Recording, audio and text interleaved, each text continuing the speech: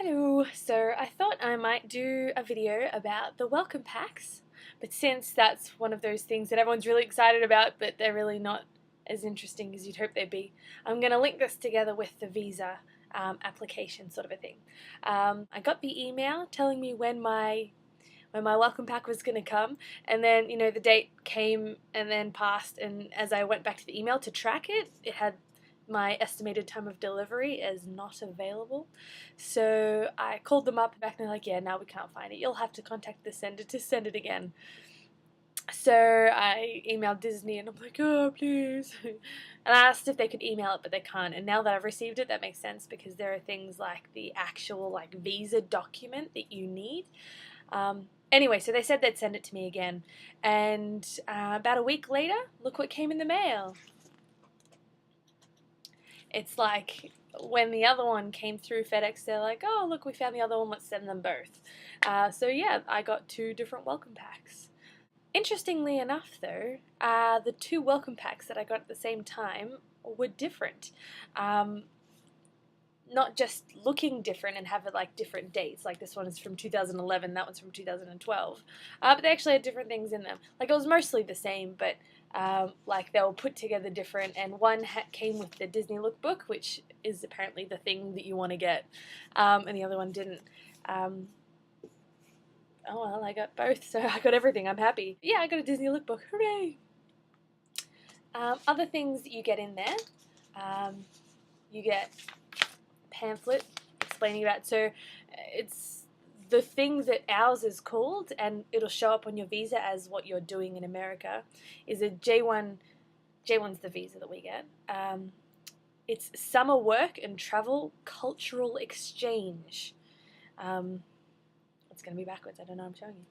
But anyway, so that's just pretty much explaining what does that mean. So for example, the J1, I'm pretty sure it's a student visa, but it allows you to work at the same time. But it means at some point you have to be a student to go. But I think you also have to do some sort of studying while you're there. But there are also little things like once a month you have to do something cultural, different, so I guess so you don't just stay in the house the whole time. Anyway, I don't know. So this just explains about the visa, and yeah, it's not bad. You get 2 letters. One is from Walt Disney World, which is pretty much, it tells you exactly what your pay is. It tells you exactly what job title you have, just in case, because in the first email acceptance letter they're like, your pay will probably be this, at the moment we've got you in this section, sort of a thing. So this just it has your exact begin dates, end dates, job, pay, that sort of a thing. What you would be doing, so I'm in operations, so it'll say exactly what to expect, what areas I would be working in, that sort of thing. So that's pretty handy to have. It's good because you can also work out how much pay you're going to get. So for me, that's good because I'm trying to work out how much money to take over with me. I want to work out, how much should I spend a week on food or pleasure things. Is it worth getting an annual pass to Universal Studios or something like that? So kind of budgeting. It's good to know exactly how much you're getting paid. Because they say you're going to average about 30 to 40 hours a week working. So you can kind of work out your average income because all of the rent for all the houses are also in a certain area. So I think it's between 90 and 110. So if you minus 110 from it, that'd be your safe bet. Anyway, so that's just budgeting.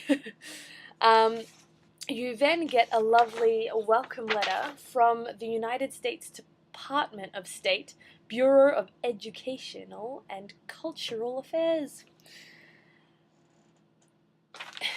It's very interesting. It also explains about when you're in the US, this, that. I'll let you have that excitement of reading it. The next 2 ones that you get are pretty good, pretty important. They kind of tell you exactly what you need to do to start applying for your visa. So for all those people who don't go on YouTube to watch all the videos or don't go on all the websites and that sort of thing, it's got things like the fees and costs that are coming up. It explains about housing and rent and that sort of thing. What do you get? What benefits do you get being a Disney employee? Yeah, just like stuff that it's good to know, and it's good to like that this is what it's going to be for your time. Because, for example, the rent for mine at the moment is between 86 to 95 US a week. So that's different again from what I read online. So you listening to this now, it might be different when you go as well. So it's good to know exactly what sort of things you can use for budgeting. The next one you get is more specifically about the visa. It explains what website you need to go on, what sort of visa you need. It explains about the form that you need to fill out. Like it actually has like it's going to be backwards for you, step by step, you know, click on this button, click on this, go here, type in this, that sort of a thing. Tells you when you need to pay for things. And then at the back it's got a nice checklist here. So I've done pretty much everything. I've done my visa application. I just need to have my interview, but I'll run through that in a moment, what all that is. So one of the most important documents that you get would be your, currently it's called the DS 2019. This is what they send out to you in your welcome pack. That's why they can't email it to you. And on here it has like your program number, it has address of where you're going to be staying, it's got your American contact, and that she has to sign this, or he, before it's sent out.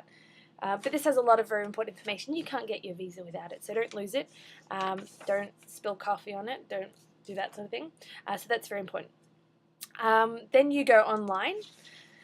The first thing you have to do is pay I say service fee because it makes sense in my head, but it's SEVIS, S-E-V-I-S. It's going to be backwards, but it's alright. This is my little sticky note thing that makes everything easy for me.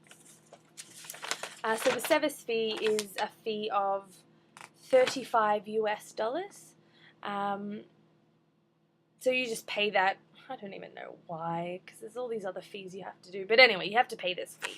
I printed off a confirmation saying that I have paid it because I think you need proof that you've paid it when you go for your interview.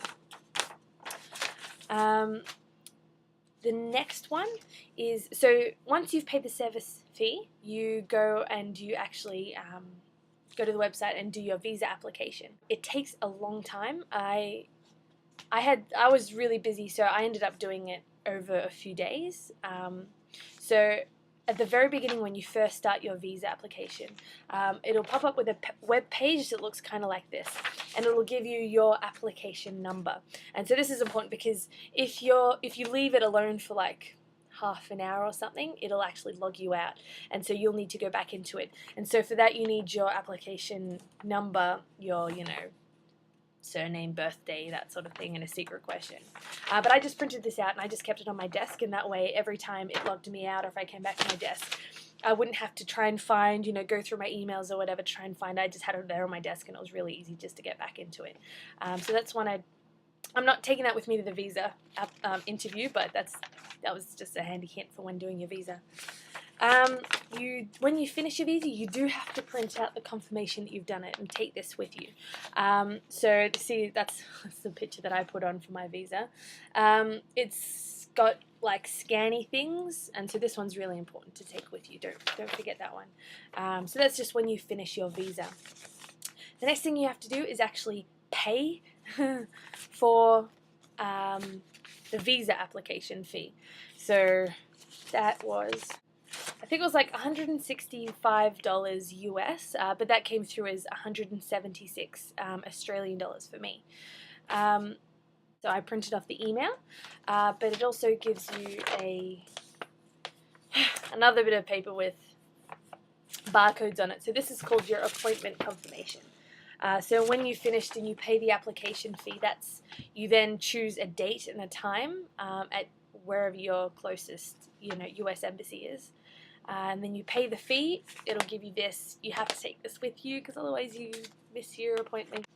That's kind of all the things. Obviously you have to take your passport as well. I'm also taking some extra, just in case they don't like the picture that I uploaded, I'm going to take some normal passport photos as well.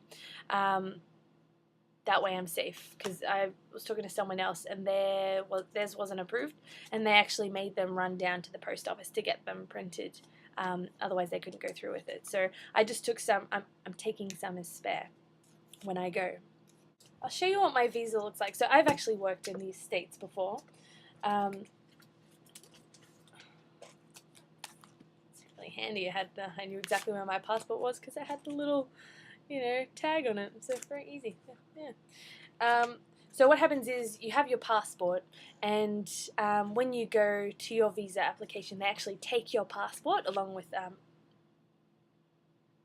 some documents, I think. I don't know. Anyway, and then if your visa gets approved, they put the visa in here, and it looks a little something like, this was my last one. I think it's okay that I show you the world, because it's expired anyway. So it's actually a whole big page. It says visa, and it has all the information on there. So they actually mail that back out to you.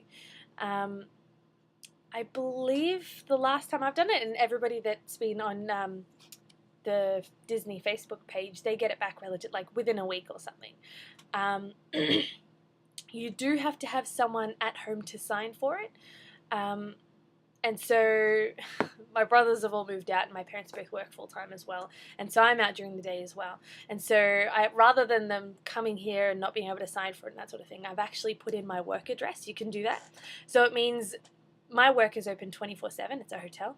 And so it means no matter what time they deliver it, there'll be someone there to sign for it. And so then they can put it in their safe or their locker or whatever. And that means next time I come into work, I can come and collect it. And I know it's going to be safe. So that's something to keep in mind if, for example, you are living by yourself and you work full-time and there's no one home. You can get it delivered to work. They actually have the address. I called my work to double-check first, just in case they're like, no, we don't want to take responsibility for a visa and passport to be delivered. But they were fine with that. So if you do want to do that, just make sure you check with them first. I think that's everything. I'll do another post now at the same time about all the costs of Disney doing this program. But yeah, until next time, I'll let you know if I get my visa approved. My appointment's in another 2 or 3 weeks, so I've still got a little bit to wait. So yeah, peace out, homies.